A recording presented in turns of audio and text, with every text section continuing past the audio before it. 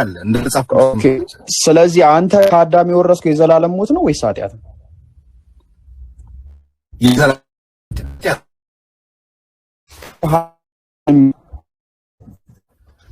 ሞት ማለት መጽሐፍ ቅዱሳችን ኃጢአት ጸንሳ ሞትን ትወልዳለች ነው የሚለው። ስለዚህ የኃጢአታችን ውጤት ሞት ነው።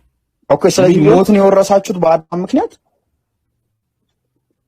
ይኸውልህ ምኞት ጸንሳ ኃጢአትን ትወልዳለች፣ የኃጢአትም ደሞዝ ሞት ነው ይላል እኮ። የወረሳችሁት የዘላለም ሞትን ነው ከአዳም የወረሳችሁት ወይስ እንትን ኃጢአትን? አሁን ቅድም የምናገረው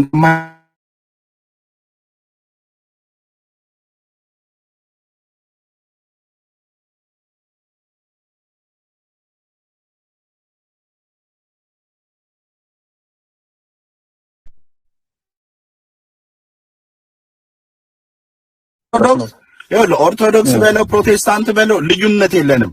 ማይነር የሆነ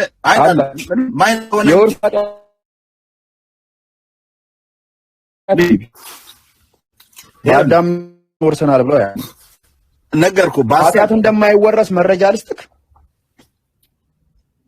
አሁን ያነበብክለት ጥቅስ እኮ ምንድን ነው የሚያሳየው? እኔ ያልኩህ ጆዬ ኃጢአት ነው የተወረሰው ወይስ ሞት ነው የተወረሰው ነው የጠየኩህ። ነገር የኃጢአት ደሞዝ ነው ሞት። ምኞት ኃጢአት ነው የተወረሰው ወይስ ሞት ነው የተወረሰው? ቆይ እኔ አሁን ካንተ በላይ ቃሉን ስለማመን ነው ቃሉን የምነግርህ።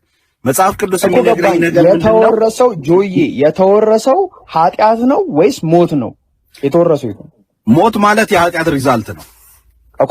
ሪዛልቱ ነው ወይስ ደግሞ ድርጊቱ ነው እንትን ያለው? ሁለቱም በፕሮሰስ ውስጥ ናቸው ያሉት። የቱ ነው የተወረሰው? ሞት አክሽን ነው፣ ኃጢአት ደግሞ የሞት መንደርደሪያ ነች። ኖ አይ ኃጢአቱ ነው አክሽን፣ ያኛው ሪዛልት ነው። ኃጢአት እኮ ነው መጀመሪያ ያደረጉት እኮ ባለመታዘዝ ኃጢአት ነው ያደረጉት እኮ። ኃጢአት ነው የተወረሰው ወይስ ሞት ነው የተወረሰው ጆዬ? እግዚአብሔር ከዚህ ከኃጢአታቸው የተነሳ ያመጣላቸው ቃል ቢኖር ምንድነው? ሞትን ትሞታለህ ብሎ ተናገረ አይደል? እሺ ስለዚህ ያደረጉበት ሞትን ትሞታለህ የተባሉበት ኬዙ እዛ ጋር የሰሩት ኃጢአት ነው እኮ። ገባኝ። እኔ አሁን የጠየኩት ጥያቄ አዳምና ሔዋን በአዳምና በሔዋን ምክንያት ሞት ነው የወረሳችሁት ወይስ የአዳምና የሔዋንን ኃጢአት ነው? የቱ ነው ኃጢአት ነው ወይስ ሁለቱንም ነው የወረሳችሁት? የሚለዩ አይደለም፣ ሁለቱም አንድ ናቸው። ሁለቱም አንድ ናቸው እኮ። ስለዚህ ሞት ስለሆነ ስለዚህ ሞትም ነው የወረሳችሁት? አዎ ኦፍ ኮርስ ሁለቱም አንድ ነው። ኦልሬዲ ሁለት የምንለው ነገር የለም። የዚህኛው ኢምፓክት የኛው ስለሆነ የኃጢአት ውጤት ነው ሞት። ኦኬ ስለዚህ አንድ ሰው የዘላለም ሞት በግዴታ ይወርሳል ማለት አለበት እኮ። በቃ ግዴታ ነው ይሄ፣ ምንም ጥያቄ የለውም። መጽሐፍ ቅዱስ እንደሚናገረው ሰው ኃጢአትን ሰርቷል፣ የእግዚአብሔር ሰው ሁሉ ነው ሰርቷል ነው የሚለው። ሰርቷል ነው የሚለው፣ ወርሷል አይደለም፣ ሰርቷል። ይኸውልህ አንተ አሁን ባነበብኩት ጥቅስ ላይ ቆይ ጆዬ ማሰልቸት እንዳይሆን በአዳም ምክንያት ከአዳም የወረስነው ነገር ስለመኖሩ ማስረጃ ስጠኝ። መጽሐፍ ቅዱስ ታላቁ ክፈትለት። አሁን አንተ ራስህ ቆሮንቶስ ላይ ያለው ቃል እኮ የሚያሳይ በአዳም ምክንያት በአንድ አዳም ምክንያት ሞት ለምድር እንደመጣ ይላል። ስለዚህ በአንድ አዳም ወደ ምድር መጣ እኮ፣ ወደ ምድር መጣ። ኃጢአትን የሚያደርግ ሰው ይሞታል፣ ኃጢአትን የማያደርግ ሰው አይሞትም። በቃ ኦሬዲ አንተ የተለየ ሰው ነህ ከአዳምና ከሔዋን የተለየ ሰው ነህ አንተ ወይስ የነሱ ዘር ነህ? አሁን ለምሳሌ አንድ ነገር ልንገርህ። ቆይ መልስልኝ። መለየት ማለት በምንድን ነው? መለየት ማለት ነው አንተ ራስህ የአዳምና የሔዋን ዘር ነህ ወይስ አይደለም? አንድ ጥያቄ አይደለም ነኝ ወይም አይደለም በለኝ። ነኝ። ኦኬ ነኝ ካልከኝ እንግዲህ አሁንስ ሰው ሁሉ በአዳም ምክንያት ሞት መጣ ተብሎ ካለ አንተ ከማሽ ኖ አይ እንደሱ አይደለም ሐሳቡ። አይደለም እንዳንተ ስለፈለግከው አይደለም ያለው ትክክለኛ ነገር ነው የምናየው። ኃጢአትን የምትሰራ ነፍስ ምን ትሆናለች ነው የሚለው? ትሞታለች። ኃጢአትን የምትሰራ ምን ነፍስ ምን የምትል ኃጢአትን ምን የምትል የማትሰራስ ነፍስ ኃጢአትን የማትሰራ ነፍስማ በህይወት አለች እኮ። መጀመሪያ ነገርኩህ። አሁን ይኸውልህ አሁን ከአዳም ሶርስህን አትርሳ። ተነጥለህ አትርሳም ብያለሁ ከሔዋን በኋላ ኃጢአትን የሚሰራ ነፍስ ይሞታል። አዳምና ከሔዋን በኋላ ከአዳምና ከሔዋን በኋላ ብለህ የምታስቀምጠው ነገር አንድ ነገር የለም። በአዳምና በሔዋን ምክንያት ቅድም እንዳልኩ ጂኒኦሎጂ አጥንተህ ከሆነ አላውቅም፣ እንግዲህ በሰው ህይወት ውስጥ ያሉትን ነገሮች የሰው ፍጥረትና ማንነት እንግዲህ ተያይዞ በስጋና በደም ተካፍለ የምትወጣው ነገር ነው ሰው ስትሆን አይደለም እንዴ? ስለዚህ ይሄንን ነገር ተካፍለ የምትወጣ ከሆነ አንድ ጥቅስ አስረዳን፣ በቃ አስረዳንና ወንድሞች የሚቀጥሉ ኢብሮ ወይ አቡኪ ያላችሁ አንዳችሁ ወይ ማሂር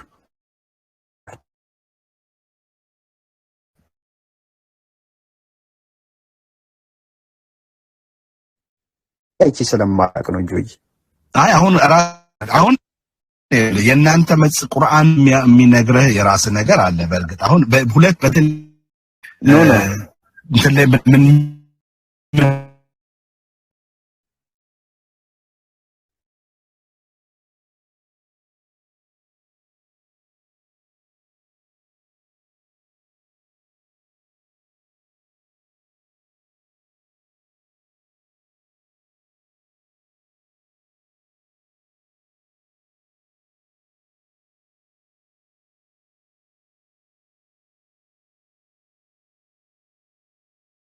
ይሞታል አለ። እናንተ ግን የጌታን መንገድ የቀናች አይደለም ትላላችሁ።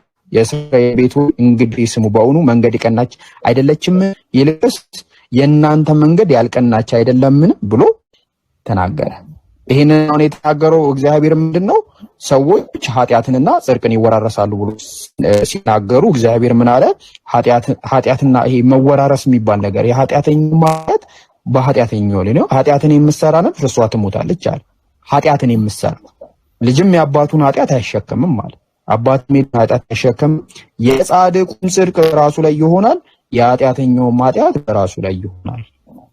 ኃጢአተኛውም ካደረጋት ኃጢአት ሁሉ ቢመለስ ትእዛዜን ሁሉ ቢጠብቅ ፍርድና ቅኔን ነገር ቢያደርግ ፈጽሞ ምን ይላል አለ? በሕይወት ይኖራል እንጂ አይሞትም። በሕይወት ይኖራል እንጂ አይሞትም የሚለው ስለ ነፍስ ነው። ይሄን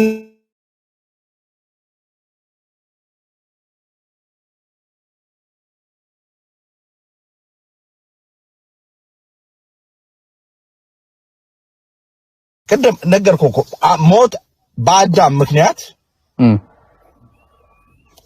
ወደ ዓለም ሞት ገባ ብሎ መጽሐፍ ቅዱስ ሲተናገረ እሱ ትክክለኛው የሚያሳየን ነገር ሞት ነው እኮ። ሞት ነው ራሱ የሚለው ይታያል። ሁላችን ሞት ነው እኮ ገባኝ። ሞት የሚለው ነገር የተወረሰ መሆኑን አሳየና ሀቢቢ፣ ግልጽ በሆነ አማርኛ ነገር በአዳም ምክንያት ወደ ዓለም ሁሉ ሞት መጣ የሚለው ቃል እኮ የሚያሳየን ሞት የሚባል ከዛ በፊት አልነበረም ማለት ነው። አዳም ምክንያት መጣ ካለ ግን በቃ ችግር የለውም። ኃጢአትን የሚሰራ ሰው ይሞታል አይሞትም? ኃጢአትን የሚሰራ ሰው ምንም ጥያቄ የለውም። ግን ስለዚህ ማለት ነው የሚሆን ደግሞ አለ ኢየሱስ። በቃ ችግር የለም። በደል ይሞታል። ኃጢአትን የማይሰራስ ይሞታል? ሞትማ አሁን ያለው ሞት የምንለው ነገር ቅድም ያልነው ነገር አለ። የስጋ ሞትና የመንፈስ ሞት የምንለው ነገር አለ። ስለ መንፈስ ሞት ነው እየጠየቁ ያለው። ኃጢአትን ያልሰራች ነፍስ ትሞታለች። አሁን ነገርኩ ስለ መንፈስ ሞትስ ብለን ስናወራ መንፈሳዊ ሞትና የስጋ ሞት የምንለው አለ። ስለ ነፍስ ሞት ነው እያወራ ያለው። ኃጢአትን የምትሰራ ነፍስ እርሷ ትሞታለች ይላል። ኃጢአትን የማትሰራ ነፍስስ ትሞታለች? ሞትን ሞታለች። የስጋ ሞት ነው። ስለ ነፍስ ኃጢአትን የምትሰራ ነፍስ ትሞታለች። የማትሰራስ ነፍስ ትሞታለች እሷ? ኖ ኃጢአትን የማይሰራ ነፍስ ማለት ምን ማለት ነው? በመጽሐፍ ቅዱሳችን እምነት መሰረት ኃጢአትን የማይሰራ መጽሐፍ ቅዱስ ላይ የለም። በንስሐ በክርስቶስ ኢየሱስ በተሰራለት ስራ አምኖ የሚመለስ ሁሉ የዘላለም ሕይወት አለው። ኃጢአትን የምትሰራ ነፍስ ትሞታለች። የማትሰራስ ነፍስ? የማትሰራ ነፍስ እሷም ትሞታለች። ኃጢአትን የማትሰራ ነፍስ የሚል ቃል በመጀመሪያ በምድር ላይ ኃጢአትን የማይሰራ ሰው አለው። ለዚህ ነው መጽሐፍ ቅዱስ ሰው ሁሉ ኃጢአትን ሰርቷል ብሎ የሚናገረው። የእግዚአብሔር ኃጢአትን ያልሰራ ሰው አለ። ማን ናቸው? ማን ነው? አሁን ለምሳሌ የኔ እህት ልጅ አለች 1 ዓመት ከሁለት ወሯ ነው። እሷ ኃጢአት ሰርታ አታውቅም። አሁን የኃጢአት ስርየት የኃጢአት ድርጊትን ቅድም ያልነው ነገር አለ። መንፈሳዊ ሞትና የስጋዊ ሞት ያልሰራ ሰው ሰጠው ከጆይ ምን ትላለህ? ኖ አሁን እንደነዚህ አይነት የህፃናትን ነገር ስታይ የድርጊት ኃጢአት ነው። እኮ እሷ አሁን ኃጢአትን ሰርታ አታውቅም። የድርጊት ኃጢአት አድርጋ የማታውቀው እኮ ይሄ ስለምን ኃጢአት ነው ታዲያ የሚያወራው? ነገርኩ እኮ አሁን ይሄን ነገር ስናወራ የሰው ኃጢአት ብለን የምናወራው ነገር ይሄ ኃጢአት የድርጊት ኃጢአት ነው ወይስ አይደለም? ይሄኛው ኃጢአት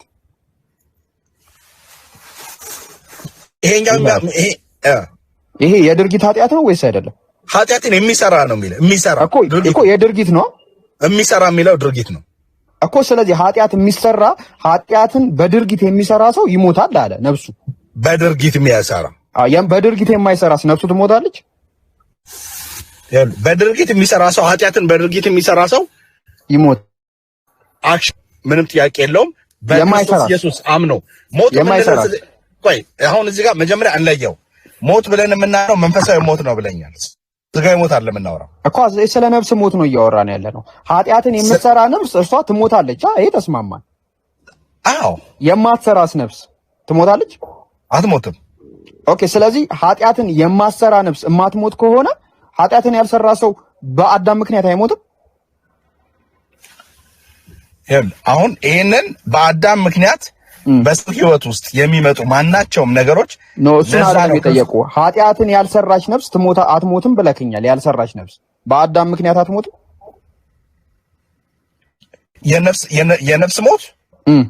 የነፍስ ሞት አለባት እኮ። አትሞትም አልከኝ እኮ። አሁን ታዲያ የቱን እንበል? አለባት ወይስ የለባት? ድርጊት እኮ ነው እያወራን ያለ ነው። ኃጢአትን የምትሰራ ነፍስ የድርጊት ኃጢአት የምትሰራ ነፍስ ትሞታለች። የድርጊት ኃጢአት ነፍስ ትሞታለች። ኃጢአትን የሚሰራ የድርጊትን ኃጢአት ነው የምናወራው አይደለም እኮ። የድርጊት ኃጢአትን የምትሰራ ነፍስ ትሞታለች አትሞትም? የድርጊትን ኃጢአት የሚሰራ ነፍስ ትሞታለች አትሞትም? ትሞታለች። የድርጊትን ኃጢአት የማትሰራ ነፍስ ትሞታለች አትሞትም? አሁን የድርጊትን ኃጢአት እዚህ ጋር አይደለ ነገርኩ። አንድ ነገር አታዙረኝ። ቀላል ጥያቄ። የድርጊትን ኃጢአት የምትሰራ ነፍስ ትሞታለች አትሞትም? ቅድም እኮ አልሰማኝም። ይሄ የሕዝቅኤል መጽሐፍ የሕዝቅኤል አሁን መጽሐፍ ቅዱሳችንን ያስናለና ጆይ ምን ታረጋለህ መሰለህ? እስካሁን ያወራንበት ላይ 1 ደቂቃ ሰጥቻለሁ ማጠቃለያ ሰራት። ኦኬ። እና ጥሩ ውይይት ነበረን። ቴንኪዩ ሽብሩ። በቃ ቴንኪዩ ስለ ጊዜም አንተ። ዋናው ትልቁ ነገር ምንድነው? ሁለታችንም ወንድማማችንን በእግዚአብሔር ሐሳብና አጀንዳ ነው። በምድራዊ ሰው ሁሉ ኃጢአትን እግዚአብሔርም ከሰማጠን አንድ ልጁ ኢየሱስ ክርስቶስ በእርሱ የሚያምን የዘላለም ሕይወት እንዲኖረው እንጂ እንዳይጠፋ አንድ ያ ልጁን እስኪሰጠን ዓለምን ሁሉ እንዲሁ ወዷልና ስለሚል በዮሐንስ 3:16 ላይ ያ በመሰረታዊ እምነትና ቃላችን ላይ የሰው ልጅ ሁሉ ኃጢአትን ሰርቷል የእግዚአብሔርም ክብር ጎሎታል ስለሚለን ከዚህ የሚያድነን የልጁ ኢየሱስ ክርስቶስ የእግዚአብሔር አሰራር ነው። ልጁ ኢየሱስ ክርስቶስን የላከበት እሱን በማመን የዘላለም ሕይወት ይኖረን። ይሄ ነው መልእክቴ። ቴንክ ዩ ብሮ። አመሰግናለሁ። ቆይ አንዴ ሳትወጣ ቆይ አንዴ ጆይ ልጁ ምንድነው ብሎ ማመን ነው የዘላለም ሕይወት የሚያስቆርጠው? ልጁ ማለት ለኃጢአታችን በእግዚአብሔር አሰራር ውስጥ የተላከ የኃጢአታችን ጥሪ ለኃጢአታችን የሞተ ነው። ለኃጢአታችን የሞተ ነው። ገባኝ። ልጁ ምንድነው ብለን ምን አምላክ ነው ሰው ነው ብለን ነው ምናምነው?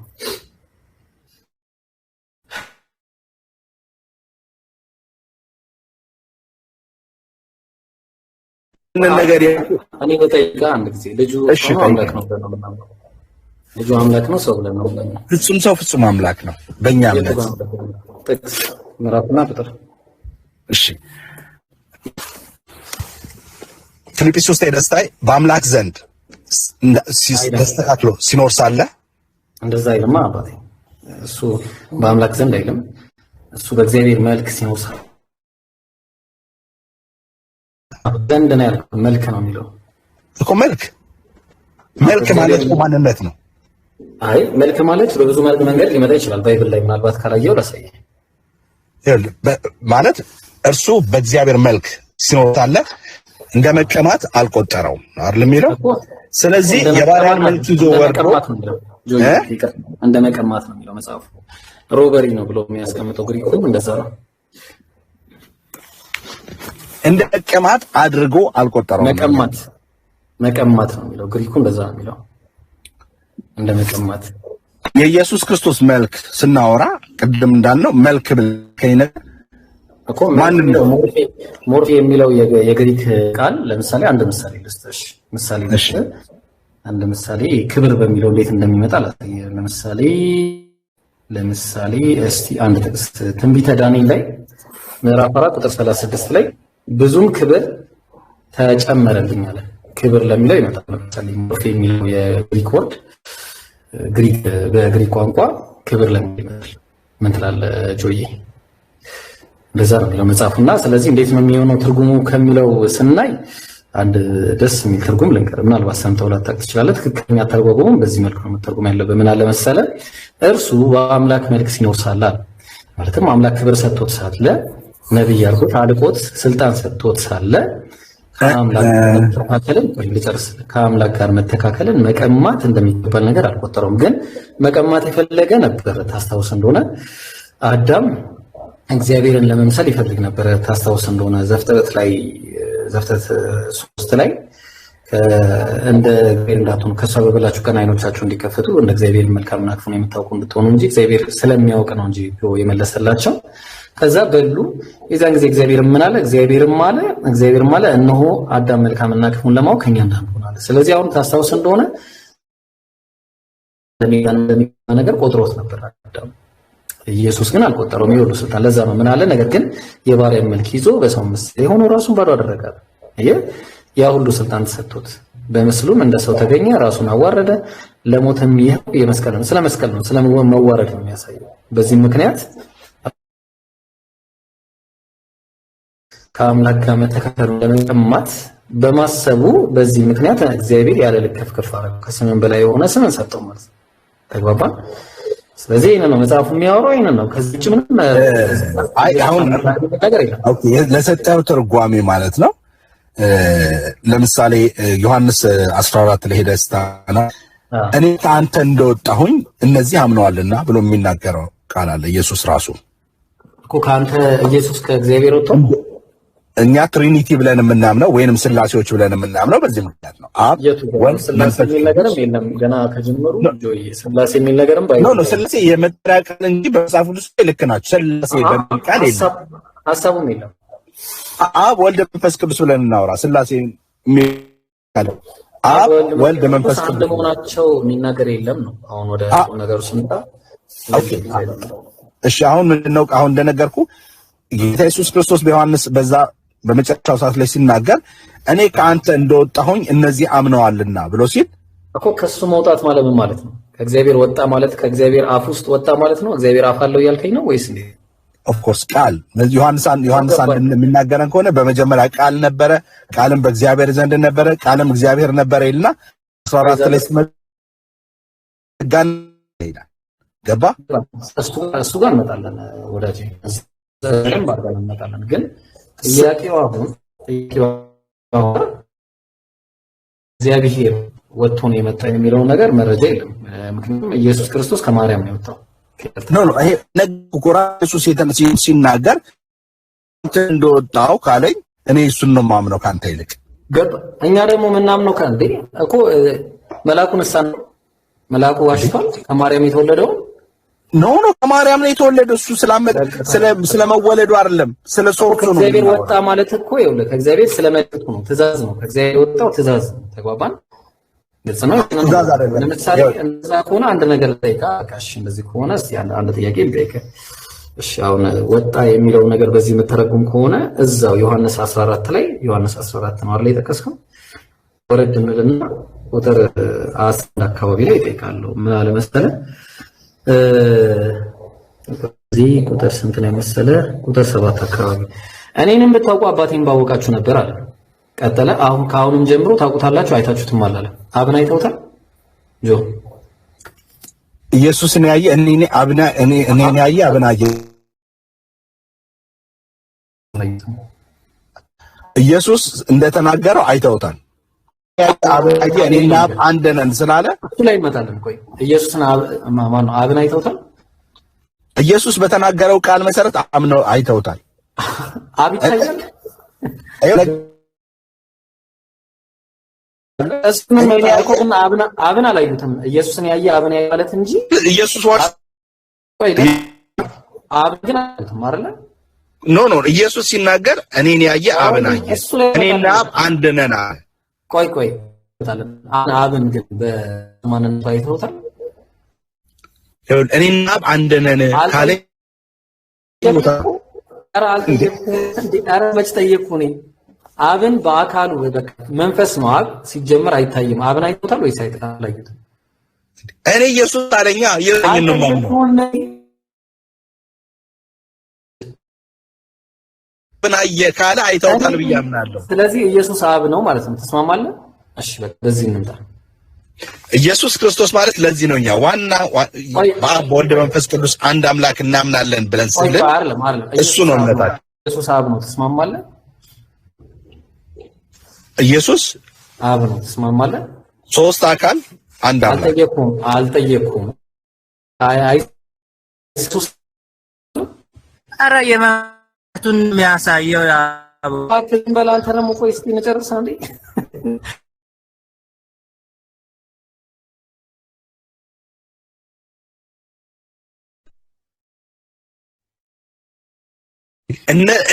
በመለኮት ሐሳብ ላይ እኔ አሁን ቃል ባፌ ሌላ ኖር አትበለኝ። እኔ የምልህ አይተውታል አለ እኮ አይታችሁታል እኮ ነው ኢየሱስ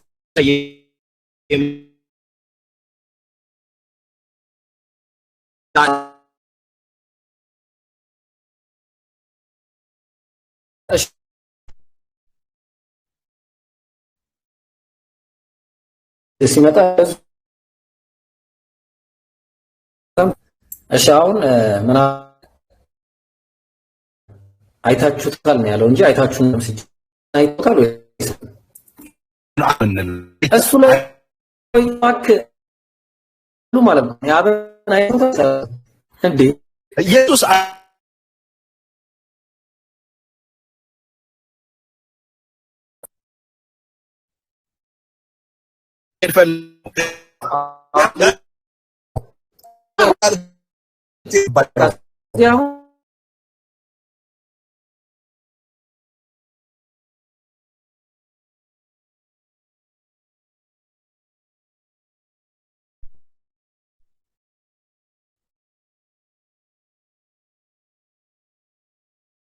እኔ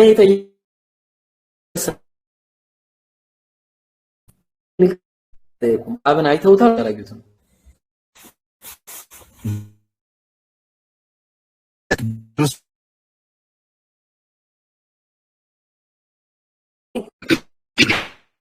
አብን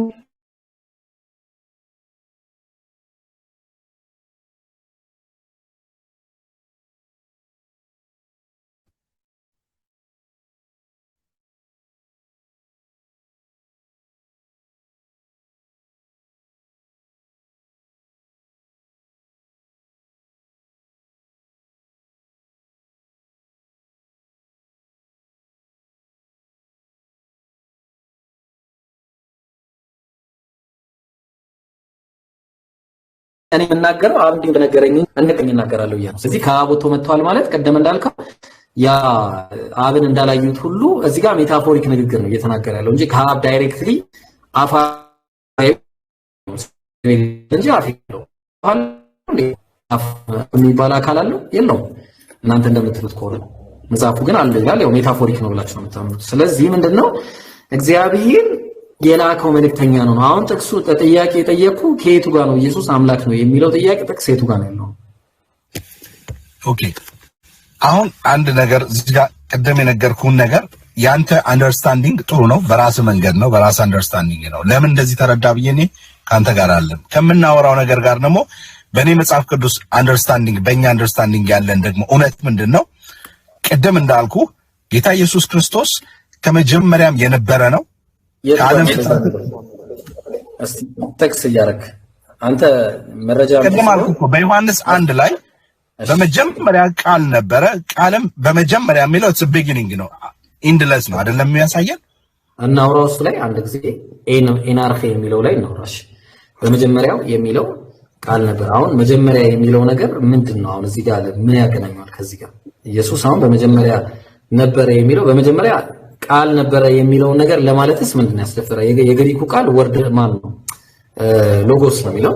ሎጎስ ማለት ደግሞ ለቃል ብቻ አይመጣም፣ ለብዙ ነገር ሊመጣ ይችላል። ተግባባን? ለምሳሌ አንድ ጥቅስ ልስጥህና ከዛ በኋላ አንተ ትነግረኛለህ ለምን እንደሚውል ማለት ነው። ለምሳሌ ዮሐንስ ወንጌል ምዕራፍ 8 ቁጥር 37 ላይ የአብርሃም ዘር መሆናቸውንስ አውቃለሁ፣ ነገር ግን ቃሌ በአንተ አይኖርምና ልትገለኝ ትፈልጋላችሁ፣ በእናንተ ይቅርታ። ስለዚህ ቃሌ እያለ የሚናገረው አሁን ይሄ ስለ አስተምሮ ነው፣ ስለ እቅድ ነው። ተግባባን? ይሄ አሁን ስለ እንትን አይደለም፣ ቃል የሚባለው ነገር አይደለም፣ አስተምሮ ነው። አሁን ይሄ እዚህ ጋር እዛው ወርደን እሺ፣ እዛው ላይ ወርደን ኦኬ፣ ስለ ሎጎስ ኦኬ፣ ጥቅል እግዚአብሔር ቃል ነው እኮ። ሎጎስ ቃል ብቻ በሚል አይመጣም ጆይ ቃል በሚል ብቻ አይመጣም። ሎጎስ እቅድ በሚል ይመጣል። እዛው አሁን 1:14 ላይ ሄደህ ስትመለከተው ቃልም እኮ መጀመሪያ አንዳንድ ላይ እንጨርሳ አንዳንድ ኤ ያለ ቢ ያለ ሲ ያለ እኮ አንዳንድ እሱ ነው ተያያዥነት ያለው የሱ ድምዳሜ 11:14 ላይ ስለሚያሳየን እኮ ነው። እዛ ላይ እንዳንሄድ ደግሞ ችግር ነው የሚፈጠረው። አሁን እዛ ደግሞ እንዳንሄድ መጀመሪያ እዚህ ጋር ያለውን ነገር ካልጨረስን ስጋ ቃል ስጋው የሚለው ሲጀመር ሎጎስ በሚለው እኮ አልተስማማንም። ሎጎስ ማለት ግዴታ ቃል ነው በሚለው እኮ አልተስማማንም ገና። እኔ አሁን ባለው በትክክለኛው እምነትና በእኛ እምነት ቃል ማለት ሎጎስ ብለን የምንጠራው ወይንም ደግሞ የእግዚአብሔር ሕልውና ያለበት የእግዚአብሔር ቃል ያለበት የሚለውን ነው አይደለም። በዚህ ጋር የሚያወራው በመጀመሪያ ቃል ነበረ፣ ቃልም በእግዚአብሔር ዘንድ ነበረ ብሎ የሚያወራልን ይሄ ቃል የምንመለከተው 1:14 ላይ ሲሆን ይህም ቃል ጸጋና እውነት ተሞልቶ በእኛ አደረ የሚለው ስጋ የመልበሱን ከዚህ ተነስተን ስንመለከት ነው የኢየሱስን ማንነት የምናየው። አሁን እዛ ጋር እኮ እንዳንሄድ በመጀመሪያ ጆዬ ቃል ብለን እኮ መናገር አልቻልንም ነው። አሁን ለምሳሌ እነዚህን በምን ትፈታለህ እስቲ ንገረኝ። አሁን ሁለቱም እዛ መጀመሪያ ላይ ያለውም ሎጎስ የሚለው ቃል ኤዋን ጆን ዋን ሲ ከይቅርታ ጋር ይሄንን ምናልባት ከ10 ልክ 11 ላይ አንድ መሄድ ያለብኝ አለ 10 ሚኒት ነው ያለኝ። ምናልባት 10 ሚኒት ላይ በሄድ እንትን እንዳትለኝ 11 ላይ ማቆም ስላለብኝ ችግር የለውም። አንዴ ቶሎ እንጨርሳለን። ለምሳሌ ኤዋን ሲ ላይ ያለው ኖሚኔቲቭ ሆኖ ነው የመጣው። ኖሚኔቲቭ ኬዝ ላይ ነው። አሁን ብዙ ቦታ በኖሚኔቲቭ ኬዝ የመጡ ብዙ አሉ። ሎጎስ ለምሳሌ ዮሐንስ ወንጌል ምዕራፍ 4 ቁጥር 37 ላይ አንዱ ይዘራል አንዱ ያጭዳል የሚለው ቃል አለ። በዚህ እውነት ሆኗልና የሚለው ቃል የተባለው ምንድነው? ይሄ አሁን ቃል ንግግር ነው ወይስ ስለ አስተምሮ ነው የሚያወራው? አንዱ ይዘራል አንዱ ያጭዳል የሚለው ቃል ኦኬ። አሁን ቃል ብለን ስንል እንግዲህ መጽሐፍ ቅዱስ ላይ ቃል የሚለው ቃል ይሄን ነገረኛ መጀመሪያ ከተነሳንበት ኮንቴክስት እንነሳ ብዬ እኮ ነው። አሁን ይሄን ጥቅስ ተሰን ያንተክስ ከሆነ ቃል ከሆነ ያንተም ቃል ነው የኔም ቃል ነው የሰው ቃል ነው የምናገረው ሁሉ ቃል ነው እኮ። አስተምሮ አለ ለምሳሌ ቃሎች አሉ ምናምን ብዙ ነገሮች አሉ። አሁን ቃል የሚለው ነገር ግዴታ ቃል ሄደን ስናነብ ሎጎስ የሚለው በጣም እቅድ ለሚል ይመጣል እኮ እያልኩ ነው። ለምሳሌ አሁን በቃ ለምን አልገላገለም? በመጀመሪያው እቅድ ነበረ፣ እቅድም በእግዚአብሔር ዘንድ ነበረ፣ ያ እቅድ ደግሞ እግዚአብሔር ነበረ ነው የሚለው። ተስማማለህ በዚህ? አልስማማም። ለምሳሌ ኢየሱስ እቅድ አልነበረም? በእግዚአብሔር ዘንድ የሆነ እቅድ አልነበረም? እግዚአብሔር እንደ ተስፋው ቃል ለእስራኤል መድኃኒትን ያመጣው አልነበረም? የእግዚአብሔር እሱ መጀመሪያ ግን ዘፍጥረት 3 ላይ የተናገረው ነው። ከሴቲቱ የሚወለደው ሲናገር እሱ ነው። ሐዋርያት ሥራ ምዕራፍ 13 ቁጥር 23 ላይ አይናገርም? እግዚአብሔርም እንደ ተስፋው ቃል ለእስራኤል መድኃኒት ኢየሱስን አመጣ አይልም? እንደ ተስፋው ቃል ብሎ አይናገርም? ይናገራል። አዎ ዘፍጥረት 22:18 ላይ እግዚአብሔር ቃል አልገባለትም ለአብርሃም? ያ ቃል ገላትያ 3:16 ላይ የተስፋውን ቃል ተነገረ ለብዙዎች እንደሚል ለምንድነው ለዘሮችን አይልም ለአንድ እንደሚል ግን ለዘሩ ይላል። እሱም ክርስቶስ አይልም? የተስፋው ቃል ዕብራውያን ምዕራፍ 13 ቁጥር 11 ላይ ብዙዎች የተስፋውን ቃል አላገኙምና ዳሩ ግን ከሩቅ ሆነው ተሳለሙት ብሎ ከዛ በኋላ የተስፋ ቃል መሆኑን አልተናገረም? ባይብሉ መጽሐፉ አይናገርም ስለ ኢየሱስ የተስፋ ቃልነት? ኦኬ አሁን ይሄ የተስፋ ቃል አሁን የአብርሃም ስንመለከት ለአብርሃም የተነገረው ቃል አለ። ለአብርሃም የተነገረው የተስፋ ቃል አለ። የተስፋው ቃል ደግሞ ታውቀዋለህ። አሁን ለእናንተ ብዙ ማብራራት አያስፈልገኝም። ሰሚዎች እዚህ ጋር ሳሉ ከነሱ ጋር አብሮ በሚለው ነው እንጂ የተስፋው ቃል ብለን የምናወራው አሁን እዚህ ጋር እግዚአብሔር መጀመሪያ በዘፍጥረት 3 ላይ ሲናገር ይህንን ኃጢአት በኋላ የተናገረው ነገር አለ። ከሴቲቱ የሚወለደው እርሱ ብሎ ያስቀመጠው ቃል አለ። ራስን ይቀጠቅጣል እኮ አሁን በህልውና መኖር ወይ አሁን ተስፋ እንጂ ያገኘነው እስካሁን ኢየሱስ በህልውና የኖረበትን አንድ ጥቅስ የለም እኮ ነው ማለት የሚናገረው ስለ ተስፋ ነው። ኢየሱስ በተስፋ ይኖር እንደነበር ነው አሁንም ያገኘነው። አንተ በህልውና አለ የምትለውን ጥቅስ ተይ፣ እኔ በተስፋ ሰጠው። አሁን እኮ የምነግርህ እኮ ይሄንን እኮ ቃል ብለን የምናወራው ዮሐንስ ላይ ያነሳውል ዋናው መሰረታዊ ሐሳብ እኮ እዛ ላይ እኮ ነው ያለው። ይሄን የምናወራው ቃል ኢየሱስ ራሱ እንደነበረ በመጀመሪያ የሚለው ቃል በዓለም ፍጥረትም ላይ እርሱ እንደነበረ ዓለምን ሲፈጥር እርሱ እንደነበረ በቃል ላይ ሲናገር ቃሉ ብሎ የሚናገረው በእኛ እምነት መሰረት እንደ መጽሐፍ ቅዱስ እውነት ይህ ቃል ብሎ የሚያወራው ኢየሱስን ነው። አሁን ኤን የምትለው ቃል አለች። አሁን አንተ መጀመሪያ ኤናርኬን ሆሎጎስ የሚለው ኤን ወዝ የምትለው ነገር ነበረ የሚለው ነገር ነው። አሁን መጀመሪያ የሚለው ነገር በመጀመሪያ እግዚአብሔር ሰማይና ምድርን ነው የፈጠረው። ኦኬ ነው። በመጀመሪያ እግዚአብሔር ሰማይና ምድርን ፈጠረ። ከዛ ታስታውስ እንደሆነ ሌላ ቦታ ነበረ የሚል ነገር ልስጥ። ለምሳሌ እንዴት እንደምታደርገው እንየው። ዮሐንስ 3:1 ላይ ከፈሪሳውያንም ወገን የአይሁድ አለቃ የሆነ ኒቆዲሞስ የሚባል አንድ ሰው ነበረ ይላል። ይሄው በተመሳሳይ በግሪኩ ብትመጣ ኤን ሆሎጎስ ብሎ ነው ያስቀመጠው። ኤን ሆሎጎስ ማነው? ይቅርታ ኤን ሆሎጎስ አልኩኝ። ይቅርታ፣ በጣም ይቅርታ። ኤን ብሎ ነው ያስቀመጠው። ኤን ሆሎጎስ የእንትና የዮሐንስ አንዳንድ ነው። ኤን ብሎ ነው ኤን ከዛ አንድ ሰው ነበረ ብሎ ያስቀመጠው ማለት ነበር ሚለው ኤን ዲ አንትሮፖስ ብሎ ያስቀመጠው ኤን ዲ አንትሮፖስ። ስለዚህ አሁን አንድ ሰው ነበረ ስለተባለ መጀመሪያ የነበረ ነው ማለት ነው። መጀመሪያ ዓለም ሳይፈጠር ምናምን የነበረ ነው ነው። አሁን ነበር ፓስት ነበረ። ገባኝ። ዓለም ሳይፈጠር ነበረ ማለት ነው። ይሄ ሰውዬ ኤን በሚል ነው አይመጣው። there was now a man። አሁን ይሄ ጸሐፊው በሚጽፍበት ጊዜ እና የተፈጠረበትን ድርጊቱ የተደረገበትን ጊዜ አስበው። በሁለቱ መካከል ያለውን ታይም አስበው። ዛሬ ላይ ሆነ ትናንትና ስታወራ ዛሬ ላይ ሆነ ትናንትና ስታወራ ነው ብለህ አታወራም። ነበር ብለህ ነው የምታወራው እኮ። አሁን ገባኝ። የታሪኩ ጸሐፊና የታሪኩ ድርጊት የጊዜ ልዩነት ስላላቸው ከዛ ተነስቶ የሚጠቀሱ ጥቅሶች ናቸው። ጥቅስ አይደለም፣ ቃሎች ናቸው። እነዚህ ቃሎች ድርጊት የተደረገለትና የተጻፈበት እንዳለው የሚያሳይ የለም። ቅድመ ህልውና እንዳለው እኮ ነው ያልሰጠኝ። አሁን እኮ ኢየሱስ ነበረ። አዎ፣ በምን በተስፋ ቃል ነው ያገኘው። እሺ፣ አንተ ደግሞ በህልውና እንዳለ አስጠኝ። ኢየሱስ እግዚአብሔር የሚነካ የሚዳሰስ አካላዊ ማንነት ያለው አይደለም። ሲኖርም ሳለ ይብን አዳምና ሔዋን እንኳን በአካል ወይንም በማንነት ዳሰውት አያውቁም በድምጽ ከመስማት ውጪ። እኔ ስለሱ አልጠየቅኩም። የጠየቅኩት ስለ ኢየሱስ ልመጣልህ ስለፈለኩ ነው። አሁን ኢየሱስ ብለን የምናወራው ቃል ብለን የምናምነው ዋናው የቃል መሰረታችን ምንድነው? ይህ ቃል በእግዚአብሔር ዘንድ ነበረ ብለን የምናምነው ኢየሱስ ቅድም ራሱ እንደተናገረ እኔ አንተ እንደወጣው እነዚህ አምነዋልና ብሎ ካለ ከአንተ በአንተ እንደተፈጠርኩ አይደለም ያለው፣ ወይንም ደግሞ አንተ እንደፈጠርከኝ አይደለም ያለው። ከአንተ እንደወጣው ማለት he was in when time comes he out. that's what exact ዛጋራ ወጣው የሚለው ቃል የሚያሳየን ማለት ነው። create of course ያ ነው እንጂ create ማለት የተፈጠረ ነው። ወጣው ማለት ግን out የሚለው ሁለቱን ነገር ነው የሚያሳየኝ። በአንተ ውስጥ እንደነበረው ከአንተ እንደወጣው ብሎ የሚናገረው በአብ ዘንድ የነበረው በውስጡ ማንነቱን ነው ዛሬ የሚያሳየው።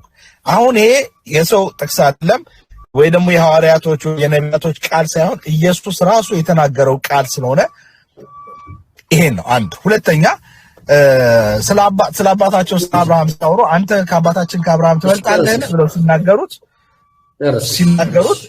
ያላቸው ምንድነው?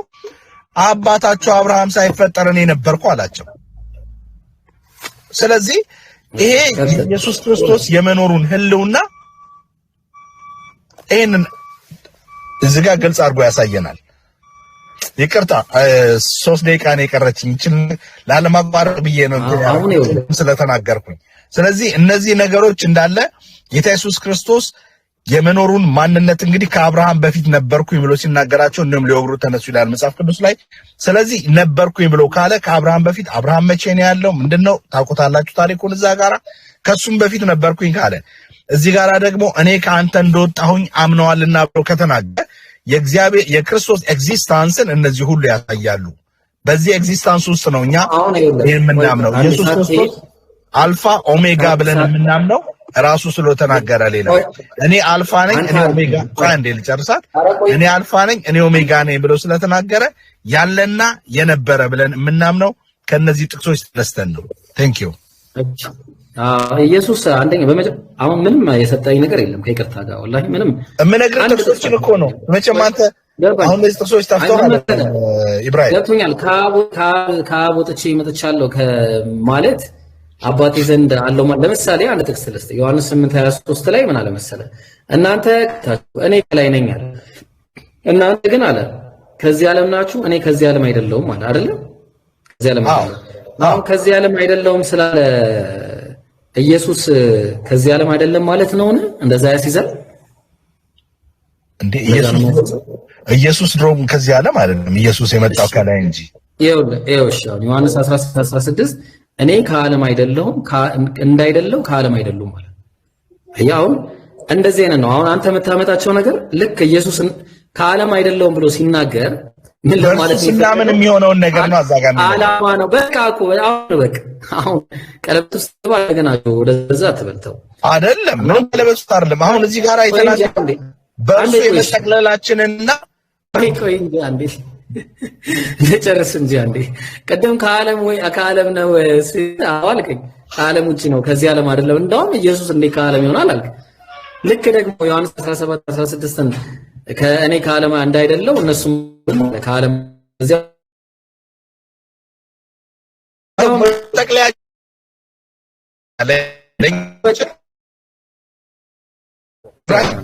መቼ ነው የምትገቡት? እንደዚህ ኖ ስላለኝ ነው። መቼ ነው የምትገቡት? እንደዚህ ፎሎ አድርገን እዚህ ጋር ያለን ፎሎ አድርገን ይሄ ፎሎ አድርጊ አለ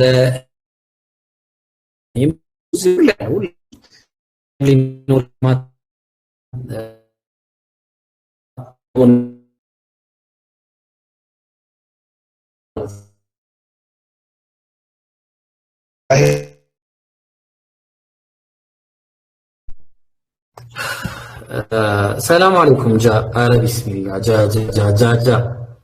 ጃ እንዴ ወአለይኩም ሰላም ወራህመቱላሂ አረ ጃ ምን እሺ ወላሂ እዚህ ሆነ ሳታገኘኝ ምናምን ደስ ይላል።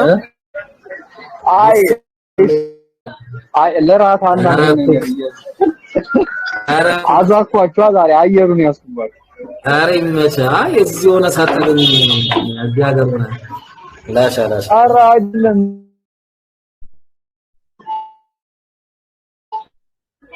ስመለስ እደውልልሃለሁ። አገኘ አይ በቃሽ። ከቡሩንዲ አንድ ብርድ ልብስ ይዘልኝ ጋቢ ጨላ አይሻልም? ፀጉር ላይ እንታጠረጠሩ አይ እሺ ጀምስ አለ እስቲ አንዴ ለትንሽ ጀምስ አለ። እንዴት ነህ? ሰላም ነው? ሰላም ነው አለን። ክርስቶስ አምላክ ነው። አልሐምዱሊላህ። ወደ ገደለው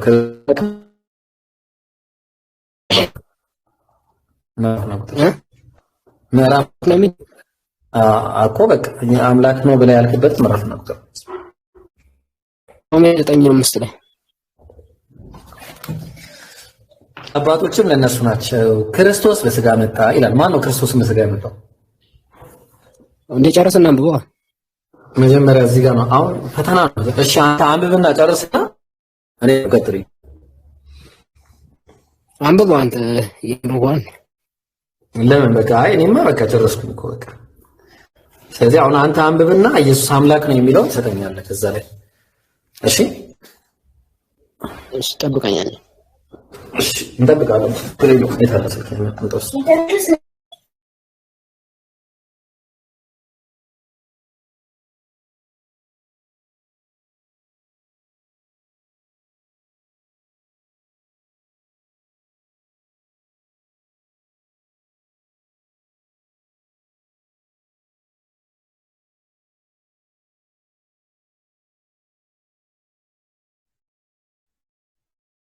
who is all over to best forever amen አለ። ስለዚህ ያው ስለ ክርስቶስ ያወራል ሄደል ኦኬ ብትን ብለው ተፉ ነው ይላል ማሄሮ ሰላም አለይኩም ፒኬ ሰላም አለይኩም እንዴት ናችሁ?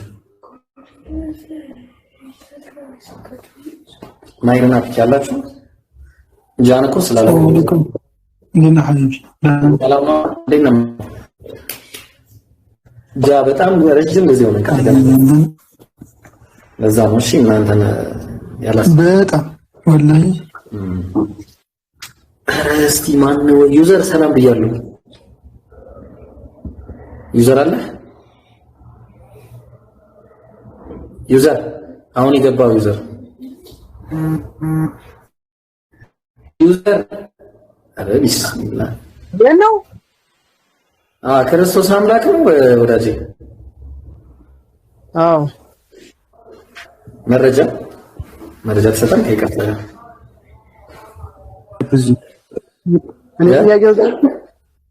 እሺ ስለዚህ እሺ በቃ አንተ ሚውት አድርግና ተቀመጥ። ሌላ ሰው ተጠይቅ በኋላ ትጠይቃለህ።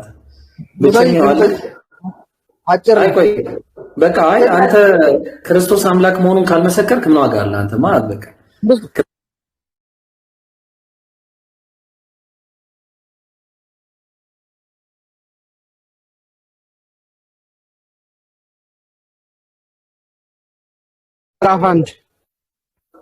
ምዕራፍ 1 ቁጥር ስንት? ሁሉንም ከመጀመሪያው ጀምሮ አንብበው ምን እንደሚል አነበብኩት። ኢየሱስ ሰው ነው ይላል እዛ ላይ እንዳለ አይደል? ኢየሱስ ፍጡር እንደሆነ ይናገራል እኮ። አንተ አስረዳኛ እንደሚል ደግሞ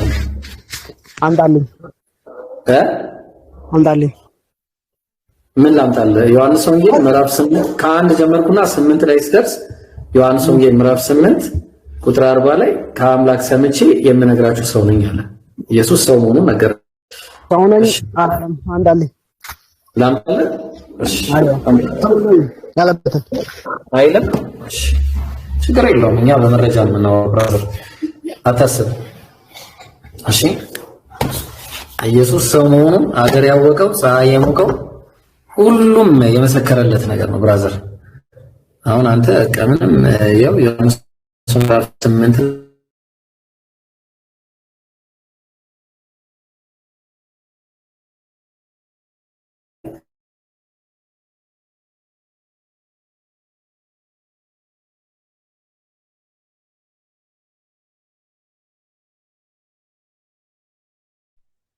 ላስተናግድና ከዛ ትከተቀላችሁ። በቃ የለም ልጅ አይሰማም እዛ አይሰማም። ያው ልናነብ እኮ ነው። ያው አመት ነው።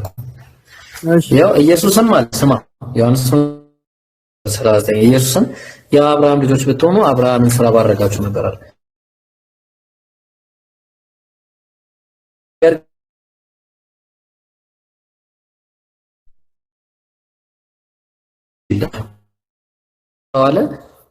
የሚሰማው ደግሞ ከአምላክ አየህ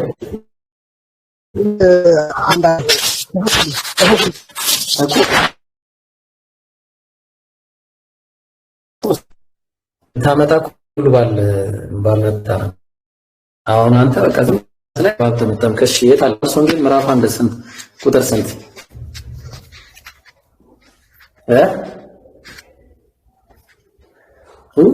ከባድ ነው ሀቂቃ።